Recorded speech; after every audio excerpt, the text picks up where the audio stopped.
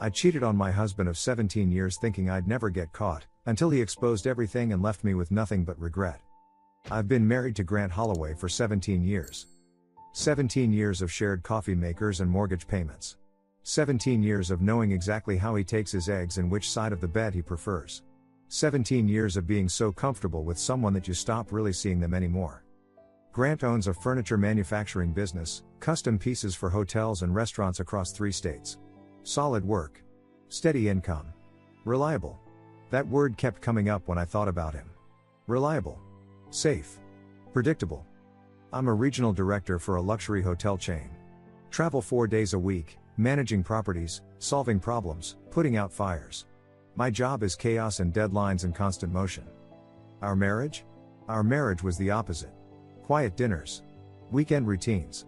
Conversations about utility bills and whether we needed to reseal the driveway. We'd become roommates who happened to share a bed. That's what I told myself when I met Ethan Pike. He was a commercial pilot, overnighting at one of my properties after a delayed flight. Tall, confident, with that easy smile pilots always seem to have. We met at the hotel bar, him nursing a whiskey, me reviewing reports on my laptop. Tough day? He asked. I looked up. Aren't they all? He laughed. We talked. 3 hours disappeared. When he asked for my number, I hesitated for maybe 5 seconds. Then I gave it to him. That was 4 months ago. The first time we met at a hotel room, I paid cash. Drove 2 hours out of town to a place where nobody would recognize either of us. My heart hammered the entire drive, but the moment he opened that door, everything else fell away. It wasn't about love. I knew that from the start. It was about feeling something again. Feeling wanted. Feeling like more than someone's predictable wife who could be counted on to handle the boring parts of life. I got careful. Methodical, even. Burner phone purchased with cash. Separate credit card Grant didn't know about. Alibis built around my legitimate work travel. I deleted messages immediately after reading them. Never wore the same perfume. Never came home looking disheveled. Ethan and I had a system. Out-of-town hotels only. Weekday afternoons when I could claim site visits. Cash for everything. No paper trail. I thought I was invisible. I thought I was smarter than this. After 17 years, I remember thinking one night after meeting Ethan, driving home at midnight, don't I deserve something more? Don't I deserve to feel alive? The rationalization came easy. Grant never asked where I'd been. Never questioned my late nights or extended trips. He trusted me completely, and that trust made it easier to lie. At home, Grant was still Grant. Still kind. Still present in that distant, comfortable way. Like last Tuesday. I came home around 7, later than usual but not suspicious. Grant was in the kitchen, making pasta. His go-to meal when he cooked. How was your day? He asked, not looking up from the pot he was stirring. Exhausting, I said, setting my bag down. Had to fire a front desk manager at the Riverside property. Whole thing was a mess. True story. Just happened 3 days ago, not that day. That's rough, Grant said. He plated the food, handed me a bowl. You want wine? Please. We sat at the dinner table. He talked about a new contract he'd landed. Some boutique hotel chain wanted custom furniture for 12 locations. Big deal for his business. I nodded. Made appropriate sounds. Asked a few questions. And the entire time, my phone was in my lap, Ethan texting me about meeting Thursday afternoon. Can't wait to see you. Same here, I typed back while Grant explained wood finishes and lead times. He never noticed. Why would he? I'd been doing this for months. Grant finished his pasta, cleaned up, kissed the top of my head. I'm going to catch up on some emails in the study. Don't wait up. Okay, I said. He walked away. I kept texting. I told myself it was harmless. I told myself I deserved this. I told myself he'd never know. Looking back now, sitting in this rented room with nothing left, I was wrong about everything. The affair became routine. Ethan and I settled into a pattern, Tuesday afternoons and Thursday evenings, usually. Sometimes Wednesdays if his flight schedule worked out. Always out of town. Always cash. Always careful. I got comfortable with the deception. That's the dangerous part, isn't it? When lying stops feeling like lying and just becomes another part of your weekly schedule. But around week 12, maybe 13, something changed. Grant changed. It started small. Little things I didn't think much about at first. I came home at 11 on a Thursday, told Grant I had dinner with corporate executives visiting from Dallas. He was reading in bed when I walked in. "How was dinner?" he asked, not looking up from his book. "Long. Boring. The VP wouldn't stop talking about quarterly projections." He turned a page. That was it. No follow-up questions. No which restaurant? Or who else was there. Just acceptance. A month earlier, he would have asked details. Would have wanted to know everything. Now? Nothing. The next Tuesday, I told him I had a site inspection that would run late. He smiled, kissed my cheek, said drive safe. Didn't ask which property. Didn't ask when I'd be back. Didn't text to check in. The silence should have worried me. Instead, I felt relieved. Easier this way, right? Less lying required. But then I started noticing other things. Grant seemed lighter, happier, even. He whistled while making coffee. Smiled at his phone. Came home from work in genuinely good moods. At first, I thought maybe he was having his own affair. Projection, probably. The guilty mind assumes everyone else is guilty too. But no, he was always home when he said he'd be home. Always accountable. Always present. He just didn't seem to care where I was anymore. One night in early October, Grant brought up finances over dinner. "I've been thinking," he said, cutting into his chicken. "We should simplify our accounts. Consolidate some things. Make it easier to track." I barely looked up from my phone. "Sure, whatever you think is best. You handle that stuff anyway." "I'll take care of it," he said. That smile again. Warm but distant.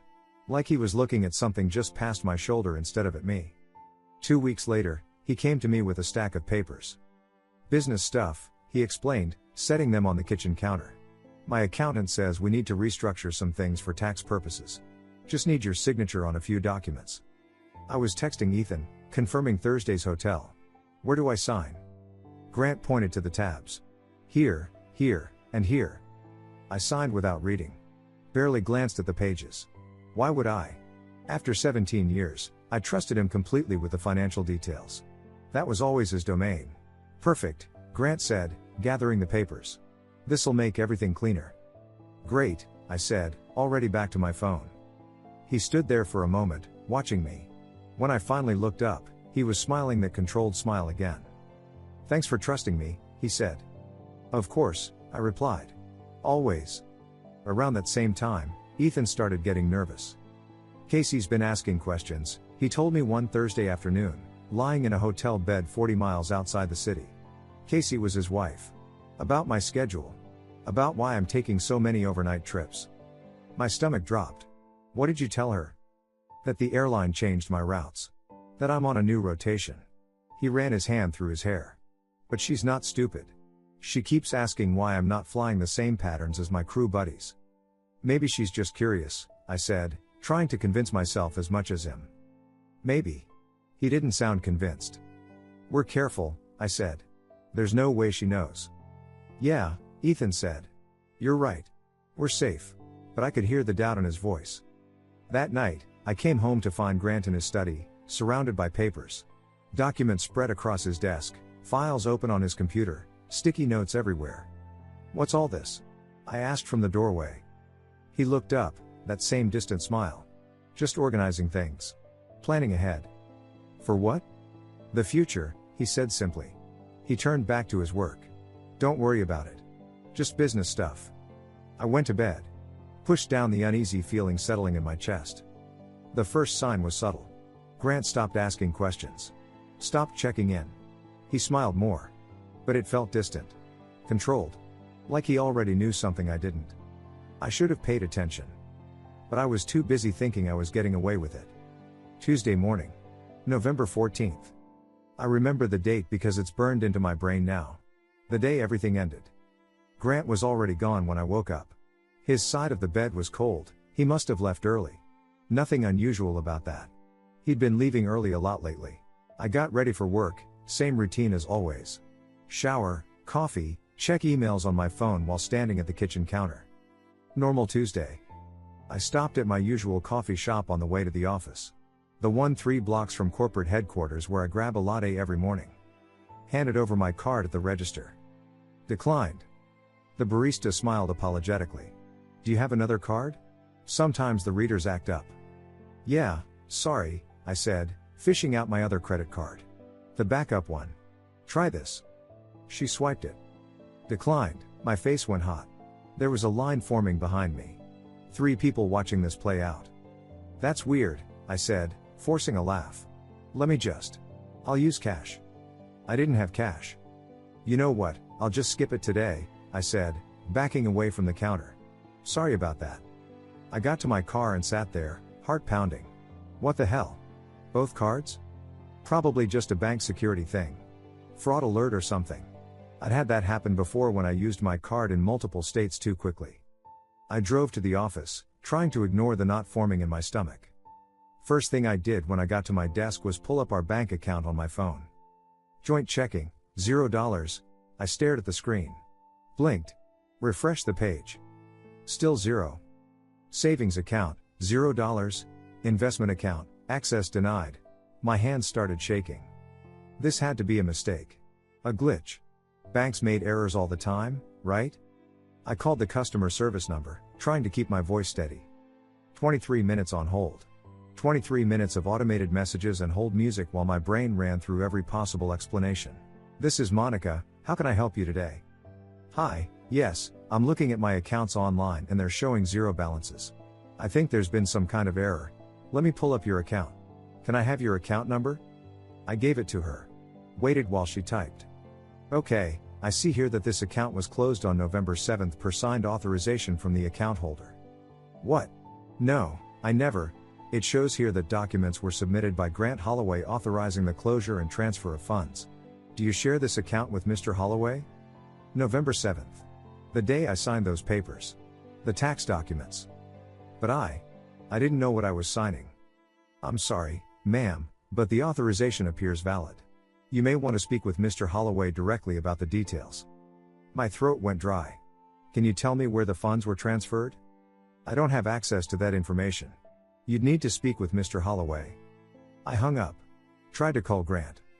The number you have dialed is no longer in service. I tried again, thinking I'd misdialed. The number you have dialed is no longer in service. Panic hit like ice water. I grabbed my keys, told my assistant I had an emergency, and drove straight to Grant's office. 15 minutes across town, running 2 red lights. The reception area was empty when I walked in. No, not empty, the receptionist was there, but she looked up at me with this expression I couldn't read. Discomfort? Pity? I need to see Grant, I said. She shifted in her chair. He's not here. When will he be back? He won't be. He's no longer with the company. I actually laughed. What? That doesn't make sense. He owns the company. He sold his ownership stake, she said quietly. 3 weeks ago. I thought you knew. The floor tilted. Where is he? I don't know. He didn't leave any contact information. I drove back to my office in a daze. Ran 2 more red lights. Nearly rear-ended someone at a stoplight because I couldn't focus. When I pulled into the parking garage, I sat in my car for 10 minutes, trying to breathe. Trying to think. Grant sold his business. Closed our accounts. Disconnected his phone. And I'd signed papers giving him permission to do all of it. I finally went upstairs. Walked through the lobby toward the elevators. Excuse me, are you, my name? I turned. A man in a cheap suit stood holding a manila envelope. Yes? You've been served. He handed me the envelope and walked away. I stood there in the lobby of my own office building, holding the envelope, while colleagues walked past. My hands were shaking so badly I could barely open it. Divorce papers. Filed 2 weeks ago. And attached to the petition, a USB drive labeled evidence. I still remember the morning my cards declined and I laughed it off. Until I checked the balance. 0. That same afternoon, I was served. Divorce papers. Evidence attached. And in that moment, standing in my office lobby with those papers in my hands, I understood, Grant hadn't confronted me. He'd built a case. I couldn't go back upstairs. Couldn't face my office, my colleagues, the normalcy of spreadsheets and staff meetings. I walked to my car in the parking garage, got in, locked the doors. Then I opened the envelope with shaking hands. Petition for dissolution of marriage. Filed, October 28th. 2 weeks ago. While I was texting Ethan about our next hotel room. While I was lying to Grant about late meetings. While I thought I was invisible. Petitioner, Grant Holloway. Respondent, me. Grounds, irreconcilable differences. But attached to the petition was a supplemental filing. Evidence of adultery. And that USB drive. I sat there staring at it. Small, black, innocuous. The kind you buy in a 3-pack at any office supply store. Evidence. My laptop was in my work bag. I pulled it out, hands still trembling, and plugged in the drive. A single folder appeared, documentation. I clicked it open. Hundreds of files. Maybe thousands. Organized by date. Starting 4 months ago. Right when I met Ethan. I clicked on the first folder, August.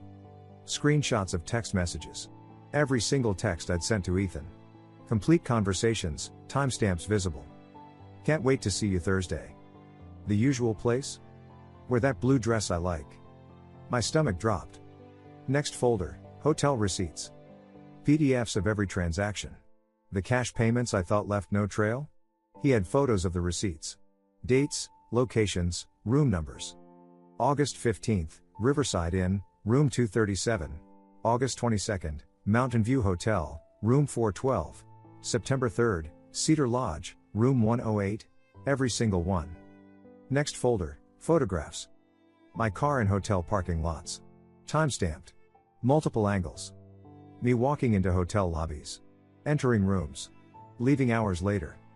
One photo showed me and Ethan in a parking lot, him kissing my neck, my hand on his chest.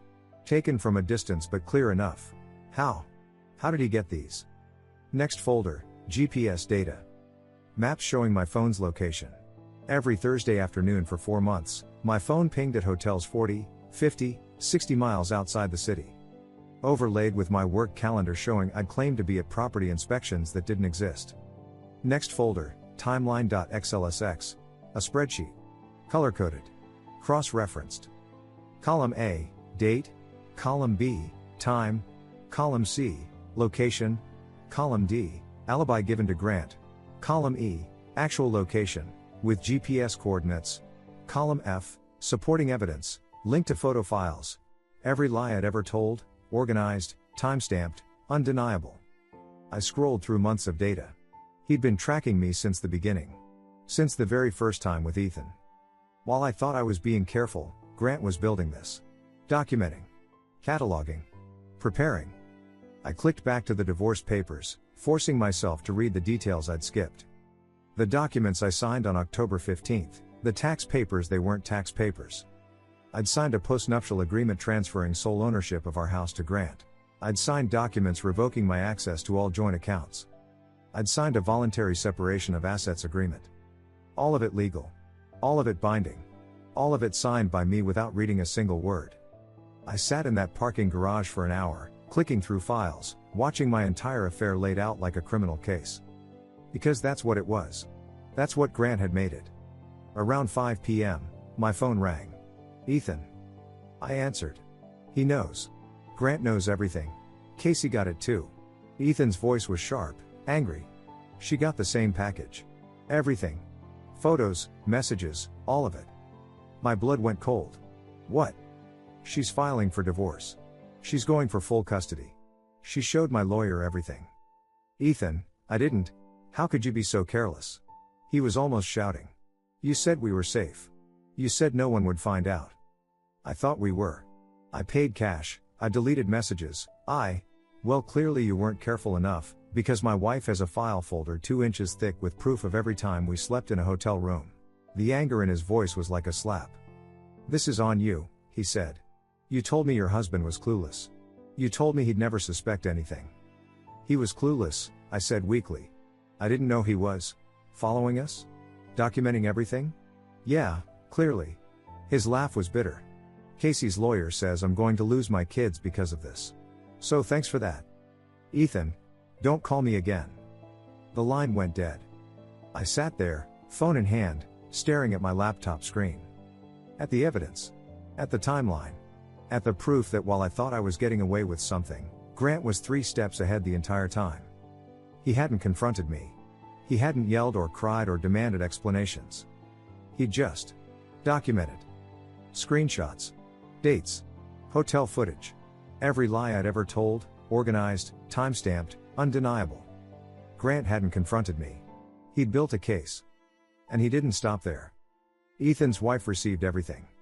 Wednesday morning, I woke up in my house, Grant's house now, technically, and tried to pretend yesterday hadn't happened.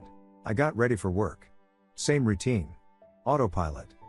My phone rang before I left. HR director. "We need you to come in early today," she said. "There's a meeting." "What kind of meeting?" "Just. Please come in." 8 a.m.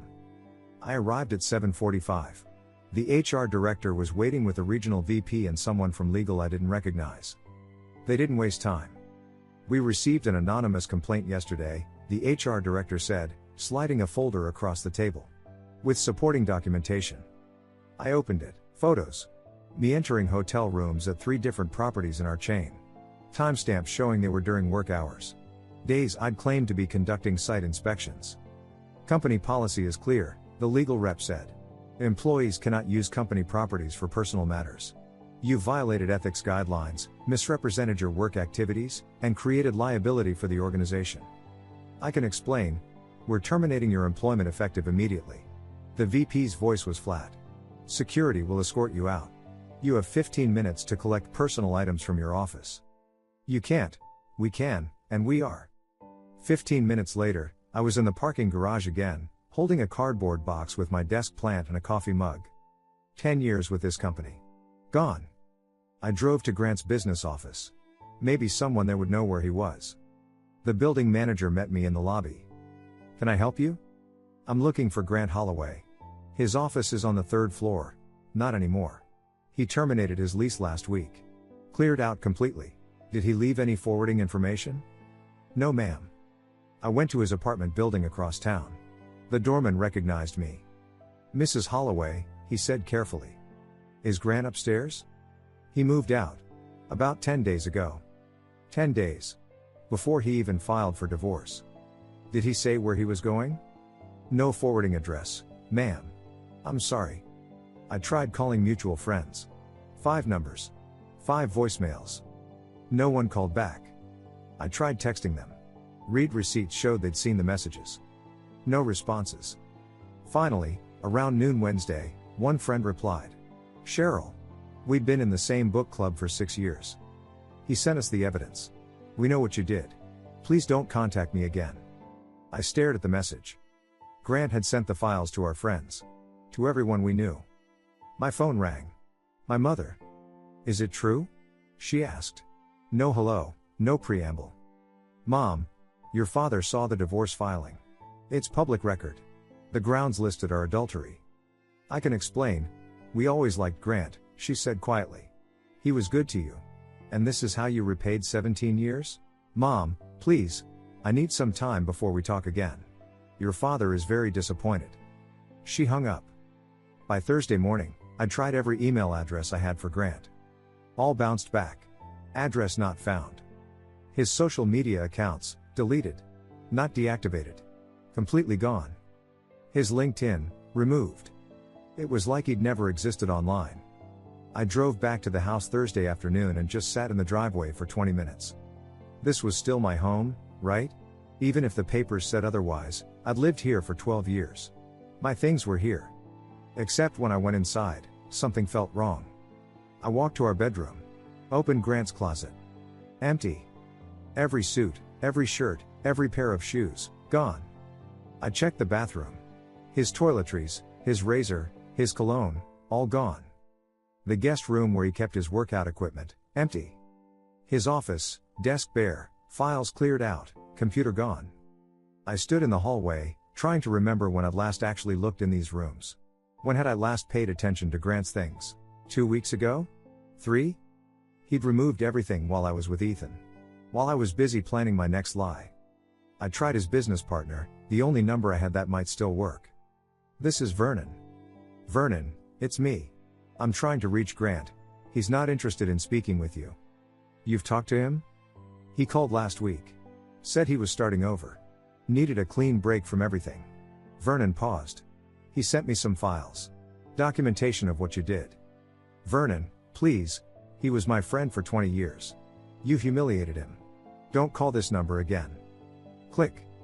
Friday afternoon, I sat alone in the house. No job.